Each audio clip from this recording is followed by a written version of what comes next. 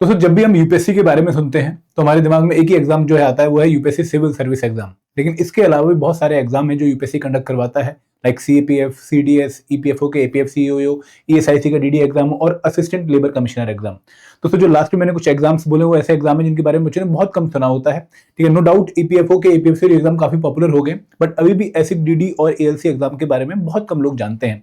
तो आज इस वीडियो में मैं आप लोगों को कंप्लीट इन्फॉर्मेशन प्रोवाइड करने की कोशिश करूंगा regarding the assistant labour commissioner exam, जो कि बहुत रेगुलरली तो नहीं होता, लेकिन जब भी आता है तो बहुत बच्चों के लिए बहुत अच्छी अपॉर्चुनिटी लेकर आता है। तो ये वीडियो आप सबके लिए बहुत इंपॉर्टेंट है, क्योंकि यहाँ पर आपको कंप्लीट डिटेल्स एलसी एग्जाम के बारे में एक सिंगल वीडियो में मिलने वाले हैं।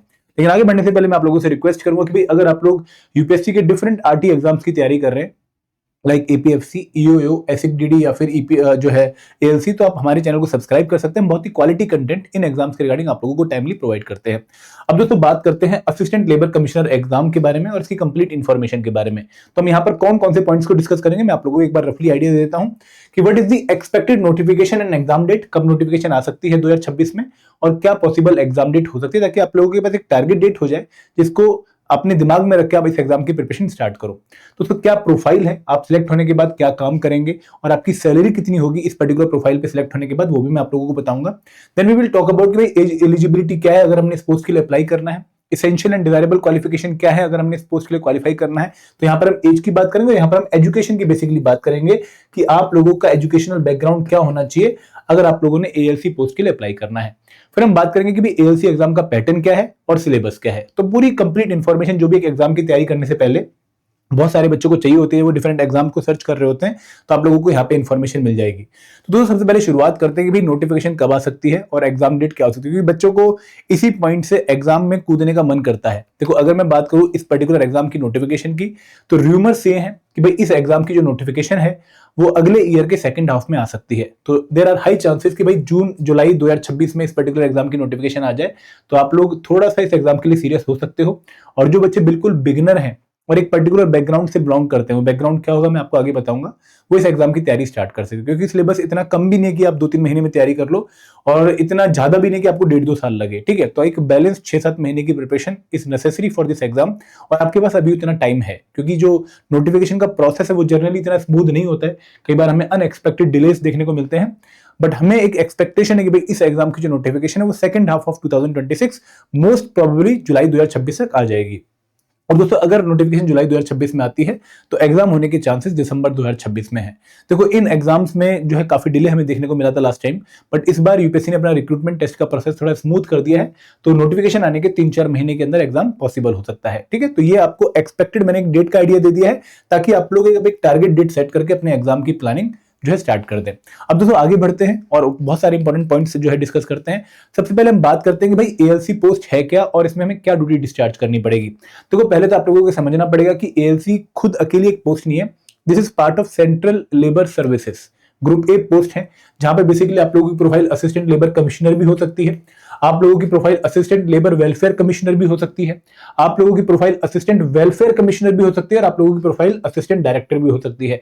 तो बेसिकली आप सेंट्रल लेबर सर्विसेज का पार्ट बनते हो इस पर्टिकुलर एग्जाम को क्वालिफाई करने के बाद, जिसकी नोटिफिकेशन इससे पहले 2023 में आई थी, जहां पे 29 वैकेंसीज की नोटिफिकेशन आई थी, और उससे पहले 2017 में इसकी जो है नोटिफिकेशन आई थी। तो अगेन ये जो एग्जाम है वो ड्यू है 2026 में।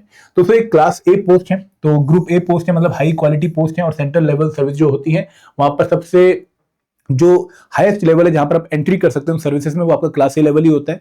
और दोस्तों लेवल 10 है एज पर दी पे मैट्रिक्स, जो हमारा 7th पे कमीशन का पे मैट्रिक्स है, उसके हिसाब से इसका जो पे मैट्रिक्स है वो लेवल 10 है। और यहाँ पर आपकी बेसिक पे 15,600 से लेके 39,100 के बीच में रहती है, और आपकी ग्रेड पे 5400 है। और दोस्तों आपकी जो इनहैंड सैलरी आती है आफ्टर ज्वाइनिंग, वो आप लोगों को 56,100 से लेके 1,77,000 के बीच में देखने को मिलेगी, depending on the postings, depending on the conditions and depending on the years जो आपने सर्विस में लगा दिए हैं। तो ये आपका बेसिकली इस पर्टिकुलर लेवल पे इतना पे बैंड या इतना लिमिट आपका बनता है।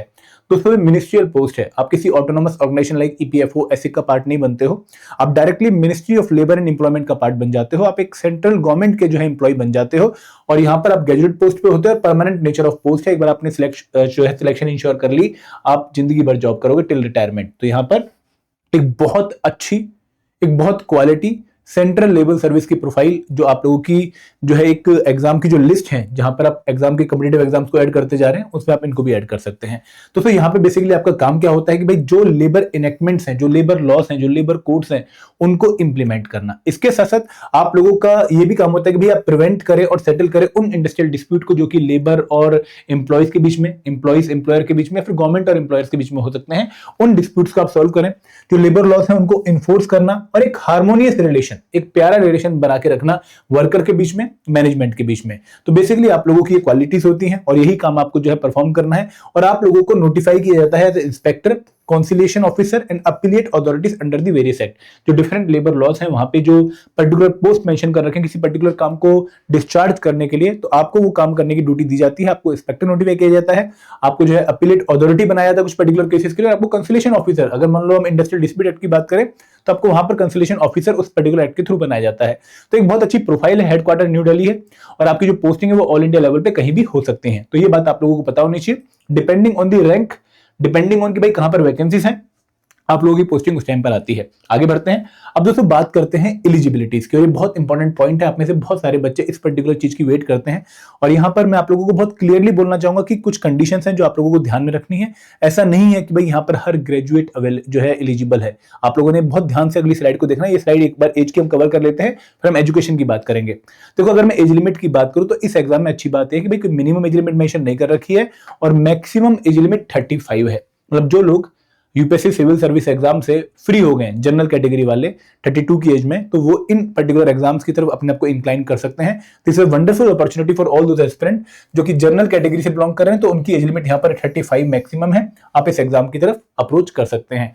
अब दोस्तों बच्चों को डाउट ये होता है कि सर क्या कट ऑफ डेट है एज कैलकुलेट करने के लिए, हम 35 के हुए हैं या नहीं हुए हैं। तो यहाँ पे भी वही रूल है कि जो लास्ट डेट है क्लोजिंग ऑफ एप्लीकेशन फॉर्म का, उस पर्टिकुलर डेट पर आपको अपनी एज कैलकुलेट करनी है। फॉर एग्जांपल मैं आपको बताना चाहूंगा कि अगर 25 जुलाई 2026 को इस एग्जाम की नोटिफिकेशन आती है और last date of form filling जो है वो 15 अगस्त 2026 है, ठीक है, तो इस पर्टिकुलर डेट पर आजादी वाले दिन आप लोगों को चेक करना है कि भाई आपकी जो एज है वो 35 क्रॉस कर चुकी है या नहीं क्रॉस कर चुकी है।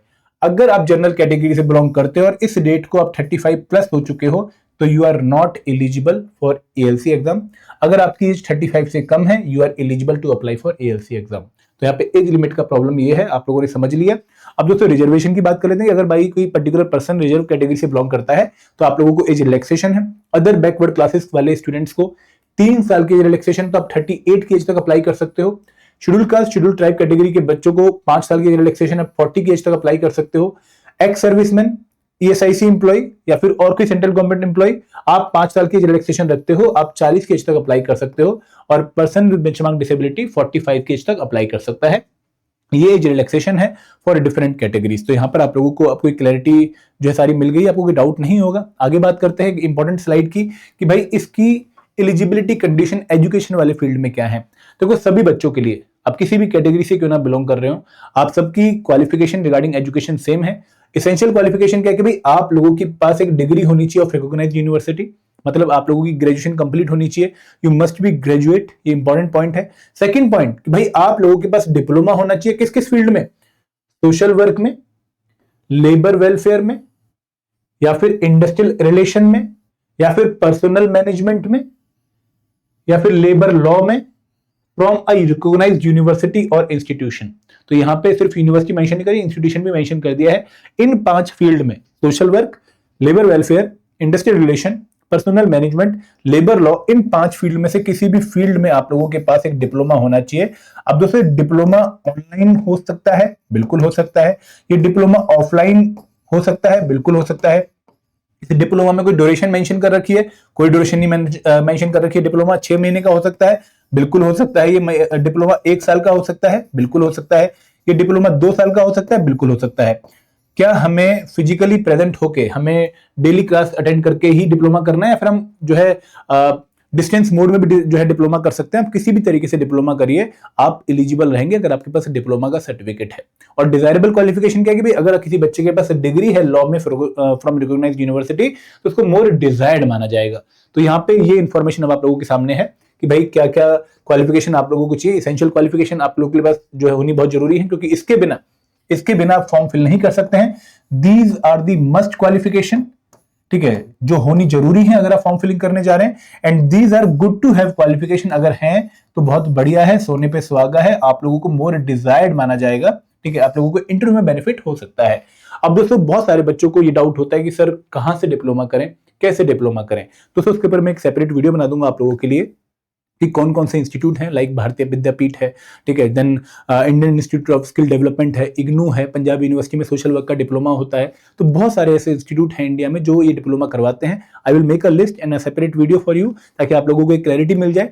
बट एक बार आप भी अपने एंड पे रिसर्च कर लीजिए, ताकि आपको अपने आसपास वाले इंस्टीट्यूशंस के बारे में पता हो कि भाई कौन सा इंस्टीट्यूशन जो आपके दायरे में है, जहां पर आप फिजिकली जाके पेपर दे सकते हैं, वो आप इंस्टीट्यूशन चूज कर सकते हैं, ठीक है। अब दोस्तों यहाँ पे एक और लाइन नोटिफिकेशन में लिखी हुई है कि भाई ये जो क्वालिफिकेशन ऊपर मेंशन करी गई है, they are relaxable at the description of UPSC. तो यहाँ पे किसी पर्टिकुलर केस में अगर किसी बच्चे के पास और हायर क्वालिफिकेशन है और इस ड्यूटी को डिस्चार्ज करने के लिए वो क्वालिफिकेशन बहुत इंपॉर्टेंट है, तो वो शायद उसको एक रिलैक्सेशन दे सकता है। बट ऐसे बहुत रेयर ही केसेस होते हैं, एक्सेप्शन में ये केस आपका यूपीएससी एक्सरसाइज करता है, ठीक है। तो ये एजुकेशनल क्वालिफिकेशन वाली स्लाइड बहुत इंपॉर्टेंट थी। आई होप आपको काफी क्लैरिटी मिली होगी, और आपको मैं एक और वीडियो बना के और क्लैरिटी दे दूंगा। अब आगे बढ़ते हैं। अब दोस्तों बात करते हैं पैटर्न ऑफ द एग्जामिनेशन की। देखिए ये एग्जामिनेशन भी एक 2 स्टेज एग्जाम प्रोसेस है, just like EPFO exam, just like SECD exam. तो जो बच्चे यूपीएससी के डिफरेंट एग्जाम से गुजर चुके हैं उनको ये एग्जाम एलियन नहीं लगता, क्योंकि काफी सिमिलरिटी है बाकी एग्जाम्स में और इस एग्जाम में भी। अब दोस्तों यहाँ पे पैटर्न है 2 स्टेज, कोई जो है मेंस की स्टेज नहीं है, फेज 2 स्टेज नहीं है, सीधा प्रीलिम्स, रिक्रूटमेंट टेस्ट और फिर सीधा इंटरव्यू। तो रिक्रूटमेंट टेस्ट में बेसिकली आप लोगों का 2 घंटे का पेपर है, 120 मिनट का पेपर है। 120 मिनट में आपके सामने 120 क्वेश्चन होंगे, हर एक क्वेश्चन इक्वल मार्क्स 2.5 कैरी करेंगे। तो टोटल पेपर आप लोगों का 300 मार्क्स का होगा। जो क्वेश्चन होंगे वो इंग्लिश लैंग्वेज में भी होंगे और हिंदी माध्यम में भी होंगे। आप किसी भी भाषा में इन दोनों में से पेपर दे सकते हैं। और अगर किसी क्वेश्चन का आंसर अगर आप गलत लगा के आ जाते हैं तो 1/3 नेगेटिव मार्किंग है, जो कि स्टैंडर्ड नेगेटिव मार्किंग है यूपीएससी की। आप लोगों को 0.833 की नेगेटिव मार्किंग देखने को मिलेगी फॉर एवरी रॉन्ग आंसर। तो ये सिंपल सा पैटर्न है, आप लोग जानते हैं।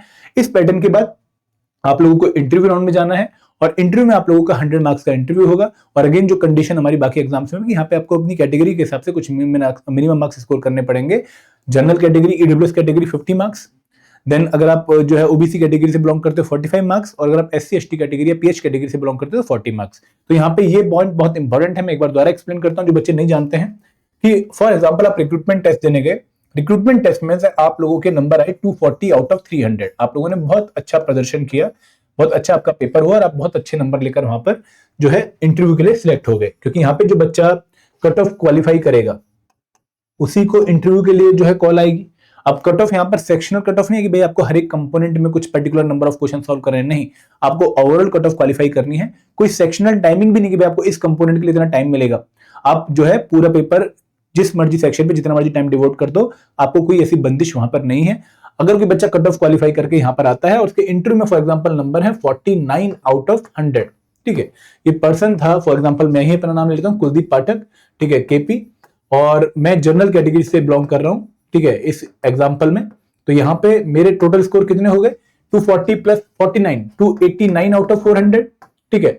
अब अगर final cut off recruitment test और इंटरव्यू के बाद दोनों के मार्क्स मिला के फाइनल कट ऑफ 250 जाती है, तो उस केस में तो मेरे नंबर 250 से 39 नंबर ज्यादा है, मतलब मैं तो काफी आगे हूं, तो मेरी सिलेक्शन हो जानी चाहिए। बट मेरी सिलेक्शन नहीं होगी। क्यों नहीं होगी? क्योंकि दोस्तों मेरे नंबर है 49 इन द इंटरव्यू और मेरे नंबर कितने आने चाहिए थे, ग्रेटर देन इक्वल टू 50 आने चाहिए थे। तो यहाँ पे ये सिनेरियो आप लोगों ने ध्यान रखना है। बहुत सारे बच्चे इसे मिस कर देते हैं, बट आप लोगों को इसके बारे में बहुत केयरफुल रहना है। तो पैटर्न बहुत क्लियर है। अब दोस्तों last but not the least हम बात करते हैं इस एग्जाम के सिलेबस की। और दोस्तों यहाँ पे मैं आप लोगों को बताना चाहूंगा कि जो बच्चा यूपीएससी ईपीएफओ के एपीएफ या फिर ईयू एग्जाम की तैयारी कर चुका है और कंफर्टेबल है, उसके लिए एग्जाम थोड़ा सा इजी रहेगा, क्योंकि आपने बहुत सारा सिलेबस ऑलरेडी प्रिपेयर कर लिया है। बट अगर मैं बात करूं डेप्थ ऑफ क्वेश्चंस की, तो एएलसी एग्जाम में डेप्थ ऑफ क्वेश्चन ज्यादा है, हल्का सा एक लेवल और ज्यादा आपको पढ़ना पड़ेगा, क्योंकि यहाँ पे जो सुप्रीम कोर्ट की, हाई कोर्ट की डिफरेंट जजमेंट्स हैं रिलेटेड टू लेबर्स, वो अभी आपको कवर करनी पड़ेंगी। तो यहाँ पे सबसे पहला जो टॉपिक है सिलेबस का वो है constitutional provision relating to labour.